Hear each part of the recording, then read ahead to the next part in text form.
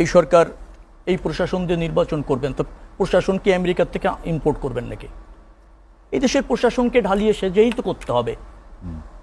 দুর্নীতি যার, স্বজনপ্রীতি যার, ব্যর্থতার যে সমস্ত প্রশাসনের দায় আছে তাদের বাদ দিয়ে এই প্রশাসনের মধ্যে থেকে যারা নিরপেক্ষ, দক্ষ, যোগ্য তাদেরকে নতুন করে পদায়ন করে, তাই তো একটা দল নিরপেক্ষ সরকারের অধীনে নির্বাচন হবে। এছাড়া কি সরকারও বিদেশ থেকে আসবে, প্রশাসনও বাইরের থেকে আসবে? অন্তর্বর্তীকালীন সরকার একটা সংকটকালীন সরকার। আমি বললাম এটা জনগণের কর্তৃক নির্বাচিত সরকার না। উনি বলছেন জনগণের কর্তৃক নির্বাচিত না কিন্তু বৈধ। তো বৈধ সরকার আর জনগণের নির্বাচিত সরকারের মধ্যে পার্থক্য আছে তো। মার্শাল ল সরকার অবৈধ সরকার। এখন জনগণের ডেফিনেটলি বৈধ সরকার, পরবর্তীতে মার্শাল ল একটা প্রক্রিয়া, কিন্তু গণতান্ত্রিক পন্থায় অবৈধ। কিন্তু মার্শাল ল সরকার সরকার না, সরকার তো।